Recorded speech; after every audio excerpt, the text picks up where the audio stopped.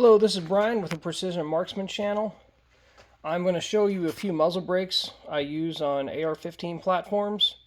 The one I'm going to start with is a Salmon River Solutions titanium 4-port brake.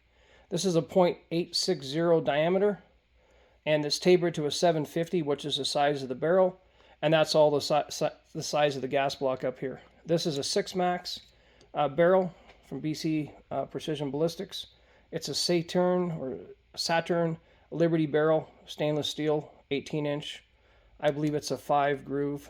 What I like about this brake is I can put a little bubble level on it like this, and then I can level the gun in my vise, and it's really easy to self-time them. And it's really important not to over-tighten the brake.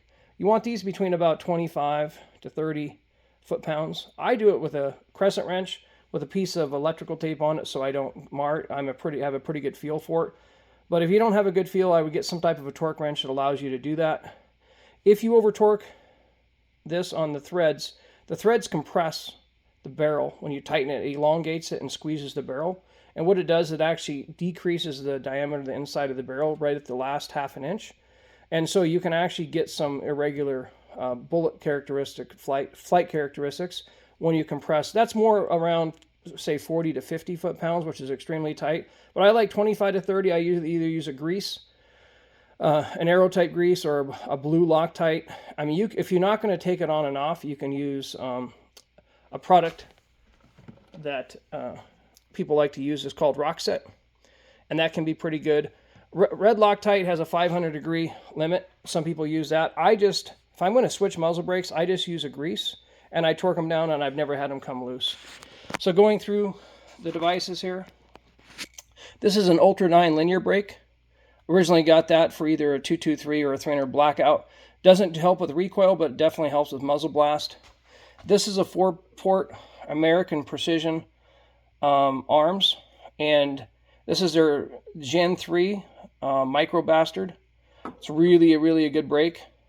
A little bit harder to self-time because it doesn't have any flat parts on the brake, but a great brake. This is a VG6 2-port. This is for a 223. This is a half 28 thread. This one was timed with a bunch of the little washers and little shims, and you can use those, or you can use a jam nut, or you can use a crush washer. This one I use a jam nut with, and that's for bigger than a 223. This is a 30 cal hole. I typically get 30 caliber brakes for anything that's bigger than a 6. That way I can use that brake on anything from a 300 blackout, a 308, all the way down. The side ports that are straight do not take as much recoil out as the side ports that are angled. That'll take more recoil out, but it'll be more blast to the shooter. This is just a standard, like $15, birdcage flash hider. I don't really recommend these unless you just have a cheap gun that you throw in your truck or, practice with. They don't take out any recoil. They're just designed to take out the flash. I mean, they may take out a little recoil, but it's really negligible. It's more of a thread protector, in my opinion, and I'm not shooting tactical that much. I'm shooting more precision, so I prefer something that's going to take out the muzzle jump. This is a Griffin Armament. This is a 3-prong flash hider. Good quality. It's quite heavy. I originally put that on a 300 blackout. It's designed to be used with one of their suppressors. It's very similar to a hub, but it's not a hub thread. Good quality, a little bit heavy, but a good quality product. This is a product I really like. It's a Huxworks. This is their four-sided 4-hole brake. Again, it's a side brake. It doesn't have the angle, so it's not going to take out as much recoil as the ones that angled, but it doesn't give you as much blast. Really good brake. You can see you can actually pin and weld this thing. So if you got a 14.5-inch barrel and you want to make it over 16, it's good for that.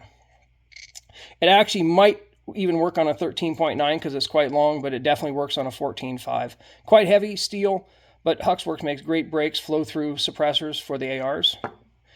This is a great little product. This is Salmon River Solutions. This is their titanium brake. So if you want to shoot it with a suppressor, you got the threads right here, the hub threads.